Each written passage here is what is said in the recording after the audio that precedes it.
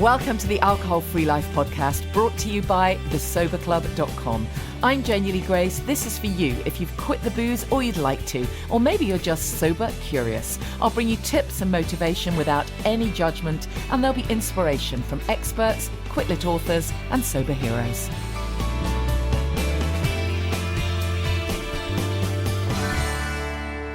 Hi and welcome to the podcast. I hope you're well in this extreme heat. If anyone is listening from anywhere else in the world, you probably think that's all we ever talk about in the UK. But it is a bit unusual for us to get these kind of temperatures. It's actually mad hot.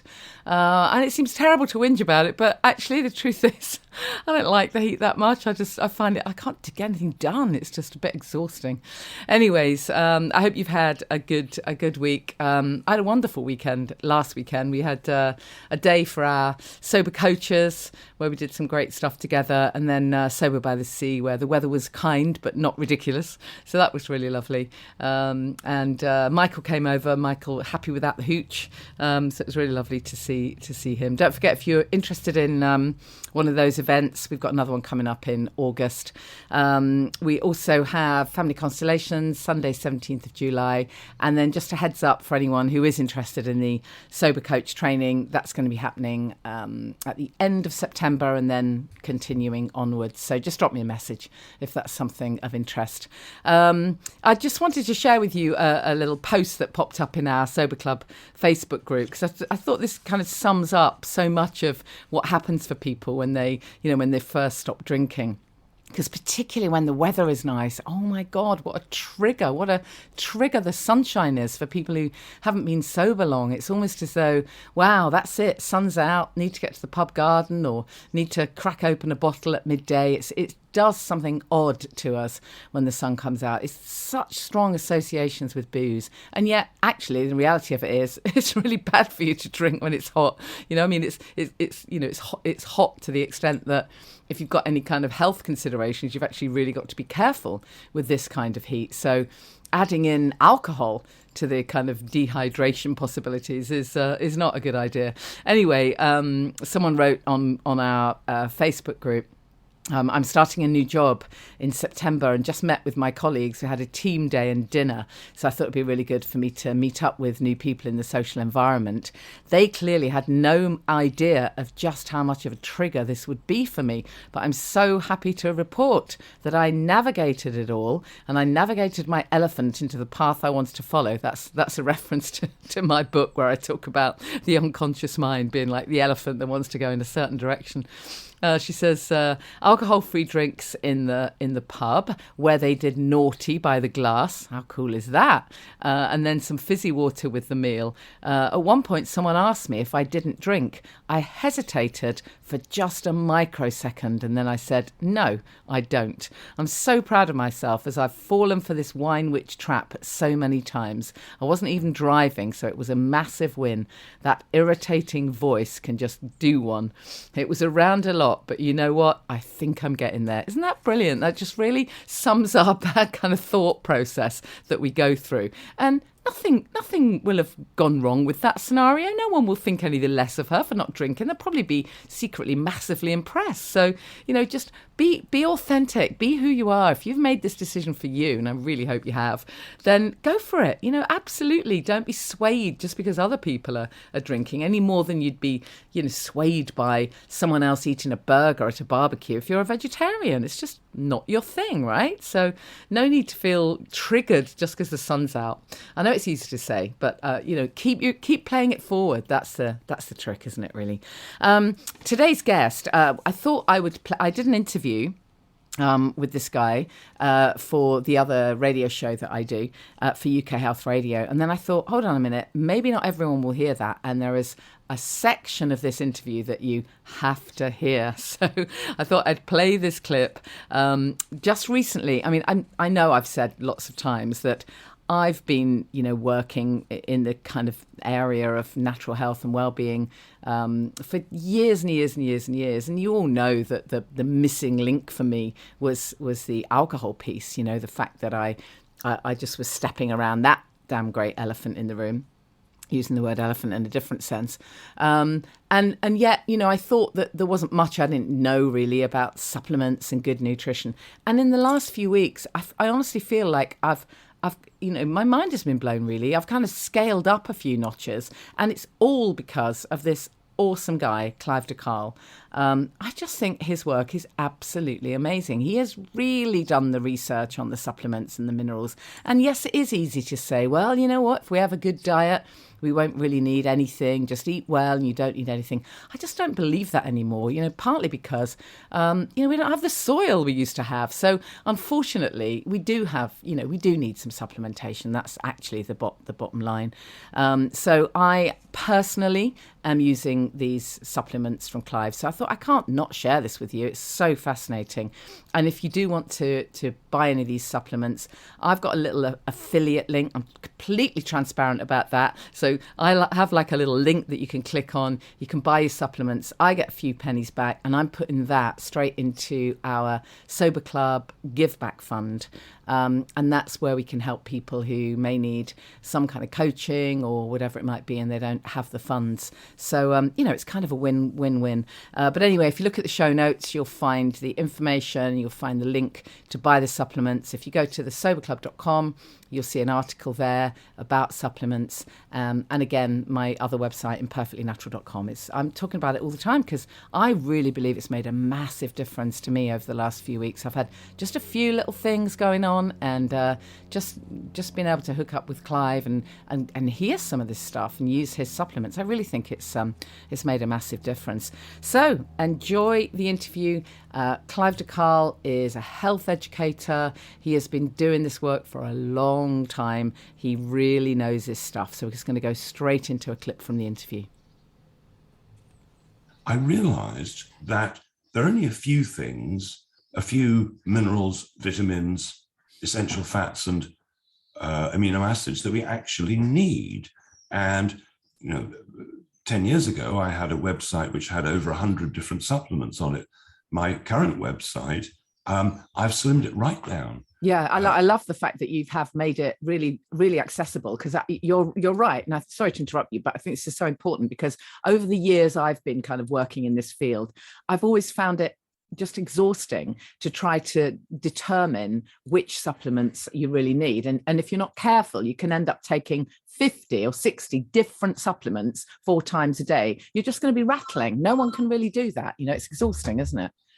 Well, exactly. So I worked out that there are about 10 core supplements that everybody needs to consider at various stages in their life. Magnesium is so huge because everybody is stressed right now in the world, more than we should be. And to cope with stress, we burn through magnesium. So if you've burnt through your magnesium reserves, what might happen is you might start getting one of the following. You might start getting twitches around the eyes. You might get cramps. It could be menstrual cramps, could be cramps in your leg, could be cramps in your foot, any type of cramping. It could be that you're getting anxious and panic attacks. Yeah. It could be that your heart is beating in an uneven manner. You've got atrial fibrillation. It could be that you're constipated. Could be that you can't sleep properly. Could be that you've got hiccups or get hiccups. There are so many things that magnesium controls, i.e. pain. Anybody who's in pain, they've got muscle aches, tendon aches, joint aches, anybody who's scheduled for a hip operation or that type of thing, you've got back pain, I can almost guarantee that 95% of us will be low on magnesium. Where do we get our magnesium from, as it were, naturally? Well, or have we just got the amount we've got, as it were? But we used to get it from eating food. Yeah, from the soil and stuff. Yes. I mean, I had an organic farm for 10 years, some years back, and I observed the farming practices of my neighbors compared to mine, and how we dealt with insects and how they did. We had to use much more labor-intensive ways to deal with insects. I remember one year, this farm was in Spain, we had these flying insects coming out from holes in the ground, and the old farmer who was working with me said, "Oh, that's simple. We take some of the olive oil that we make, and we get a dropper, and we drop a drop or two of olive oil down every hole in the field. Yes, it took a long time, but we wiped it out without any need for pesticides or anything. And our soil had never had a chemical on it ever. So the soil was perfect. It was full of bugs, and it was full of life. The whole place was full of life. And that meant that I never had to supplement while I was there, even though I had done when I was in England, because the quality of the food we were eating was very, very high. Yeah. We were getting all the magnesium we needed from the uptake from the soil of the plants. But of course now, even if we're eating a really healthy diet, that, as you say, there's a real issue with the soil, isn't there, with intensive farming? It's terribly unfortunate, but it really has been decimated, which is having an effect on the wildlife. I mean, let me give you an example. I'm 68. When I was young, if I drove for more than half an hour, 3/4 of an hour in the springtime, I would have to stop at a petrol station, get out some squirty stuff because just water couldn't get the insects off the headlights or the windscreen. It's like Armageddon on your windscreen. Yeah, we don't have that now, do we? It's gone. Like 99% of the insects that used to be on your windscreen, I used to have to stop to clean the headlights because it dimmed at night because of all the dead insects. So it's a wipeout. And that's partially because they've destroyed the soils. The whole cycle has been smashed to bits. So, what we need to do if we happen to be lucky enough to have a garden or even a balcony is to start growing food and get back into that cycle that our ancestors knew about of survival. So how would we do that then? How could we, just diverting for a moment, I'll come back to the magnesium, but, this is something just for so many years, of course I know this, but I'm just nervous of it. I honestly don't know where to start. I really don't know where to start. So I did once try and plant a little bit of a garden when the kids were young. And the rabbits, beautiful as they are, came and ate the lot within the first 5 minutes. So that really put me off.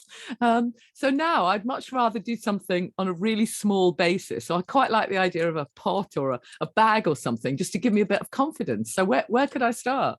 Well, I like the no-dig gardening idea. I like the idea of that too. so, I mean, how many people listen to this, for instance, have got a small patch of lawn in the back garden, which is a pain to mow, and they can't eat it. It's just there, and well, they just accept it. They've always had it. It's always there. But what if you got a lot of cardboard boxes from the supermarket? They throw them away, particularly in the mornings. And you cover all the grass, and it could be nettles, anything, just cover it in cardboard, cut some holes in the cardboard, and place a potato in each hole.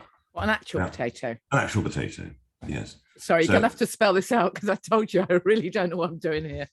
Okay. Okay, so I'm with you so far. Potato so the idea is that the cardboard, cardboard kills the grass and the weeds. But sometimes this time of year when it's been raining a lot, usually the ground is easier to dig. But there's some periods where it's rock hard, really hard to dig, and that's this is the no dig gardening method. Yeah. So what you do is you lay the potatoes on the ground with the cardboard on top, and then if you can get some, if you've got a straw bale or two, and piled up straw bales, unwrap, pile up straw on top to a couple of feet deep, and then water it. What will happen is that the potatoes will send the roots down and break up the soil for you. They do your digging for you. Okay. And at the end of a couple of months, whenever you want to start harvesting, then most of the potatoes are actually on top. You don't have to dig them up because, particularly if the ground was hard to begin with, they're mostly on top, and you can just use your fingers to get the other ones out. So one potato becomes 10 or 20 or something like that. And if you pick them early, they're new potatoes. Pick them late, they're old potatoes. Another way to do it is to get some chicken wire and make a chicken wire barrel, right, as high as you like. And then you put a layer of soil, a layer of potatoes, and a layer of straw. Then another layer of soil, layer of potatoes, layer of straw, upwards, a few layers high, then you water it. Now, the barrel now becomes a green barrel where it sprouts out at every angle. And when you're ready to harvest them, you start at the top and you've got new potatoes, and you work your way layer by layer till you get to the bottom with old potatoes. So there are, if you look up no dig gardening, there are people who don't want to dig, basically. Yeah. And then if you've got potatoes, if you plant, let's say you plant onions and carrots next to them, the carrots deter the onion flies and the onions deter the carrot flies. Companion gardening. Mm-hmm. Yeah, love it. Oh, fascinating stuff. So back on the magnesium then, all things being equal, given that, the soil isn't great and stress and everything else makes us depleted. And as you say, we're not getting enough because our diets are changed. I mean, there's not a lot of people who don't eat enough, sort of fruit and veg anyway. So, if you're eating a highly processed diet, you're going to be even lower in the magnesium. Is there anything we need to know about supplementation? I mean, is there, what would be the limit we should take? Because I think most of us, if we think about taking magnesium, in reality, we think every now and then we remember and we take a capsule if we remember. And then we've probably been told by somebody at some point, you can't have magnesium without calcium. So we probably buy calcium tablets as well. And then we forget, and the problems are still there. Right. So 99% of people do not need calcium. If you're supplementing with calcium, you might want to seriously consider stopping, because you may well be doing more harm than good. With magnesium, there's this thing, the RDA, the recommended daily allowance. Now, this was worked out, I think, in the Second World War. What is the absolute minimum you need to give the soldiers so they don't die? Enough vitamin C so they don't get scurvy, that kind of stuff. It wasn't the ideal amount. So the ideal amount of magnesium for women is 380 milligrams and 400 milligrams for men. So the average capsule may have, let's say, 500 or 600 milligrams of a magnesium salt in it. So it might be magnesium citrate, it might be whatever type yeah, it I was is. going to ask you about the different types. Yeah.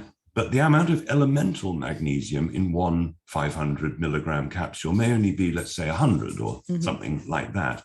So people look at it and think, well, let's say they read the RDA, they might think that one 500 gram capsule is what they need. But in actual fact, they might need 3 or 4 to get to the RDA. Right. Now, if somebody's got arthritis or they've got serious pain, serious calcifications, they may need up to, for a short time, assuming their kidneys are in good condition, maybe up to 12 capsules a day of the right stuff, not the wrong stuff, 12 capsules a day for a short time, so that their depression ends. I've had people who went from suicidal to not suicidal in 36 hours. Wow. Right, with this sort of dosage. So there's no sort of contraindications then that people need to be worried about? Only if you've got a serious kidney issue would you not want to do high amounts. Right. But the body's self-regulating. You take too much at once or too much over a day, the body self-regulates. To the bathroom. To the bathroom, straight to the bathroom. Same as with vitamin C, yeah. Exactly. Yeah. I mean, I think this is a bit of a game changer for many of the people who will be listening to this, because lots of the people listening to this will have stopped drinking, or they're in the process of trying to stop drinking. They were never at rock bottom, but they were drinking more than they wanted to for years and years, as I was, just sort of caught in the alcohol trap. And of course, when you stop, everything needs to recalibrate. You've got all kinds of stuff going on, your neurotransmitters, you've got all the mindset piece, but you've also got the physical piece. And I know when I stopped for about, it must have been for at least 4 or 5 weeks, I was having just about every symptom you mentioned there, the leg cramps, the sort of feeling panicky and anxious, everything you mentioned there, aches, pains for seemingly no reason. Obviously the alcohol had been masking it before, hadn't it? So, and of course I couldn't sleep. And it's something that my clients say to me all the time. Okay, I stopped drinking 6 weeks ago, 3 months ago, I still can't sleep. And I'm guessing you're going to tell me that this could be the key. The magnesium could be the key here. Well, it's one of them. There are 2 other keys for people who want to come off alcohol. One of them is the mineral selenium. Yeah, I've heard you talk about this, and what's interesting there, just to butt in again, is that every time I read about selenium, what I hear is, oh, be careful because too much is dangerous. So you end up taking none. Yes. So the version that I recommend is non-toxic. Okay. And that's an important factor. Yes. You know, Yes, of course. The problem is with supplements is that there are two types of supplement manufacturers: the ones that care and the ones that don't. Yes, yes. Right? And I would suggest 95% of 90% of the supplement companies out there have actually been bought out Right. by companies you wouldn't like. So there's just loads of fillers and stuff in there, basically, and crap that you don't need, and not they'll much of the choose actual. the ingredients that won't work. I mean, if you look for the main magnesium, the chances are it'll be magnesium oxide, which is the one type you don't want. Right. It really right. is, but it's way cheaper than some of the other types. Yes. So they're going to use it, and then people say, "Well, look, I tried magnesium." I say, "Which type?" Oxide. Say, "Did it work?" "No." "How many did you take?" 2. Or they say they took 3 and they got diarrhea, because magnesium oxide is good for giving you diarrhea, but it's not much good for anything else. It's not bioavailable properly. Yeah. So, I like a blend of about 4 different magnesiums in capsules. I don't like tablets so much because they've got the binders and the fillers and the glues to hold them together.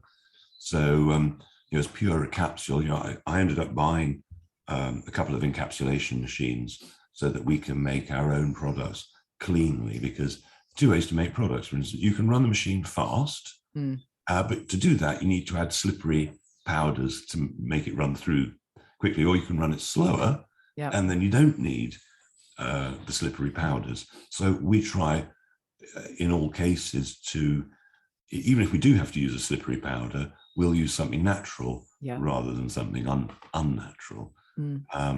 It's quite an art to making supplements. I bet it is. Yeah, I bet it is. Yeah, and we'll put the link to your supplements. So you were telling me about selenium. So yes, back on what we were saying about selenium. So it's in drop form or capsule form? This is liquid in drop form. Okay. And a normal dose would be something like maybe 1 drop every 2 or 3 days. You don't need a lot of it. Okay. However, I've had various people who've taken much higher doses for 3 days, and I've had people. That 40 years ago, they were using this particular type of selenium, which is generally not available anywhere, hardly. It's been sort of lost, to get people off methadone and heroin in New York. Wow. Massive trial. Wow. What would be the reason? Why does it work? How it works is that, let's say you're drinking red wine every day, and let's make the assumption that is to some degree a toxin. So the body says there's this toxin coming in every day, so the body will do its best to make antitoxins to cancel it out and stop your liver being damaged or whatever it is. So most people sort of go cold turkey and they stop. Now, serious alcoholic, as you know, is going to get the DT, or whatever. But you can turn that off with selenium. Selenium has the incredible effect of turning off the antitoxins. So is what you're saying then that I mean, because we know that when it comes to coming off alcohol, we have a percentage that is physical and a percentage that is what's going on emotionally, of course.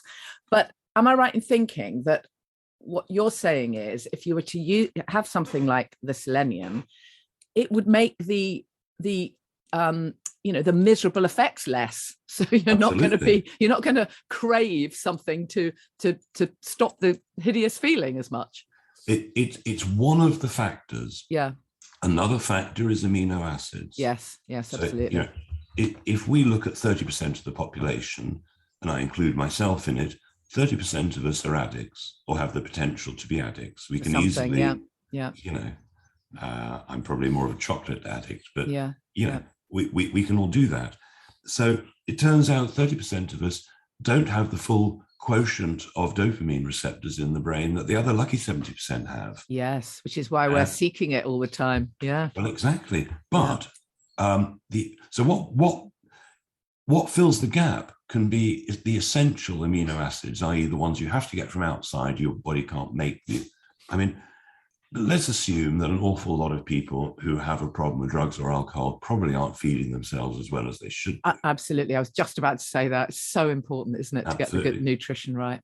So there are various supplements which are absolutely key to putting those missing ingredients back. I mean, we talked about magnesium. Vitamin C is crucial. Anybody who's got any sort of thing that you might catch needs to realize Yes. that vitamin C Yes. is super important. You combine vitamin D, vitamin C, bit of zinc, maybe magnesium.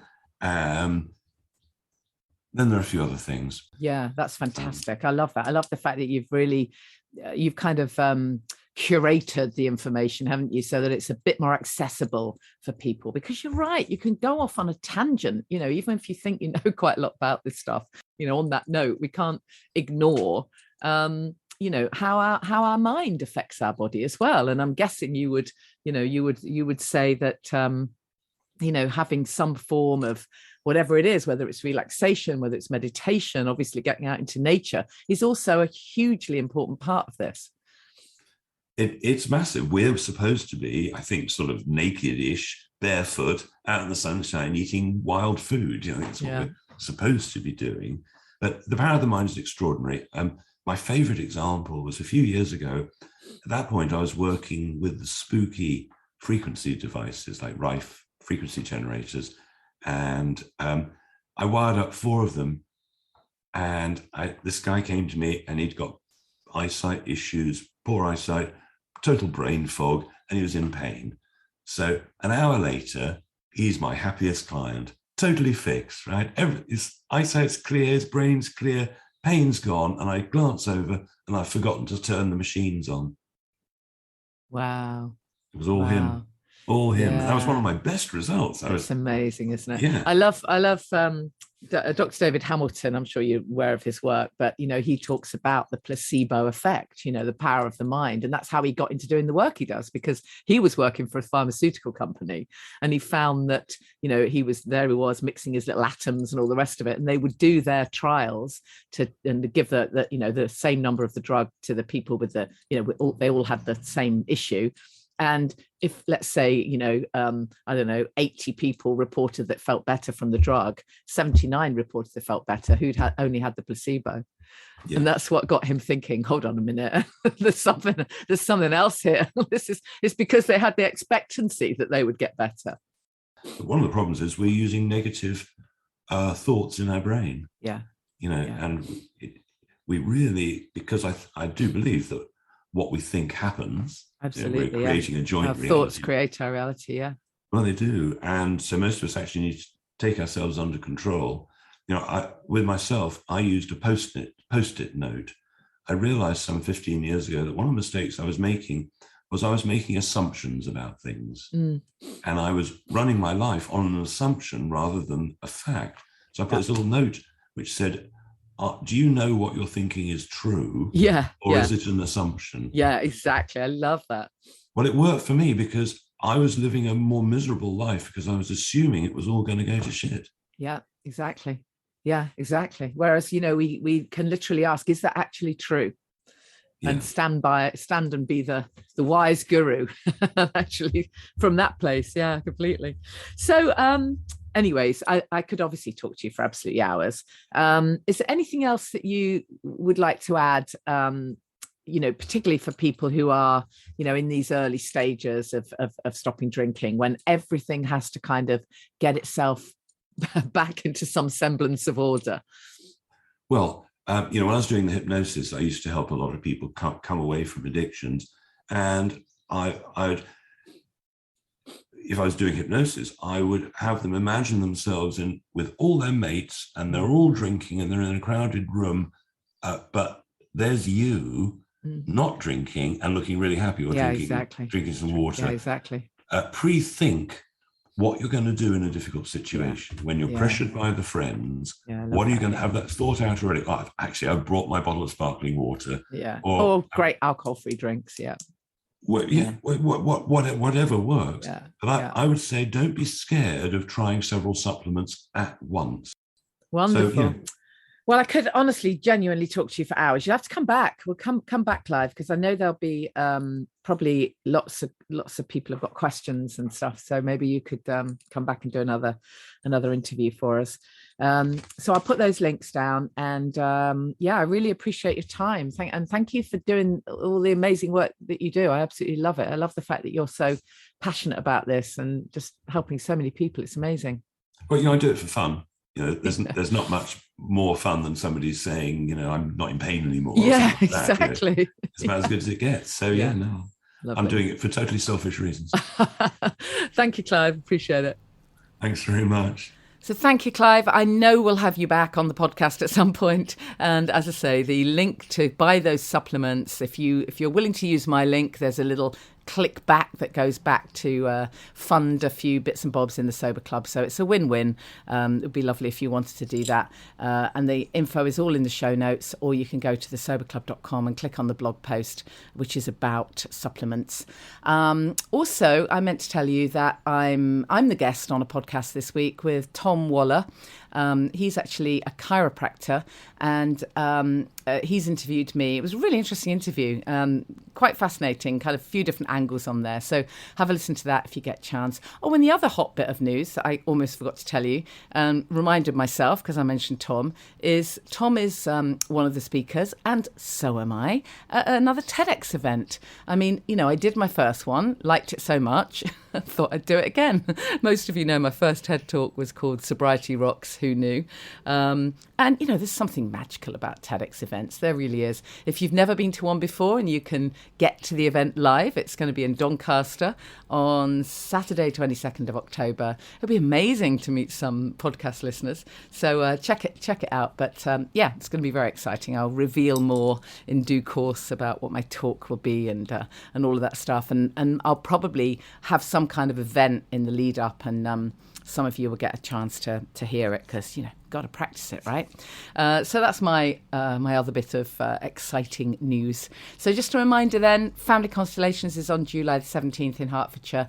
It's such magical work. I do find it hard to describe, but please feel free to message me if you want a bit more info and if your sort of interest is piqued on that one, because it's just amazing work, and I would love it if some of you wanted to come. You can come on your own. You don't have to be sober or even sober curious. It's just about looking at what's been going on in your life and whether you can kind of untangle some family dynamics or some personality stuff that's been kind of holding you back. So that was not the best explanation, but I've got a few blog posts about it. So make sure you check out thesoberclub.com. You know where we are if you want to join us as a member. I've also got a little buy me a coffee thing if you wanted to donate because you enjoy the podcast. We've got an awful lot of these podcasts now, and there's some really amazing guests in there. So you're very welcome to scroll back through the archives. Make sure you follow me on Instagram at Janey Lee Grace, and all the usual social medias. I hope you have a great week. Let me know how you're getting on. Always reach out and just share what's going on for you, because it's all about the connection, right? Enjoy the sunny weekend.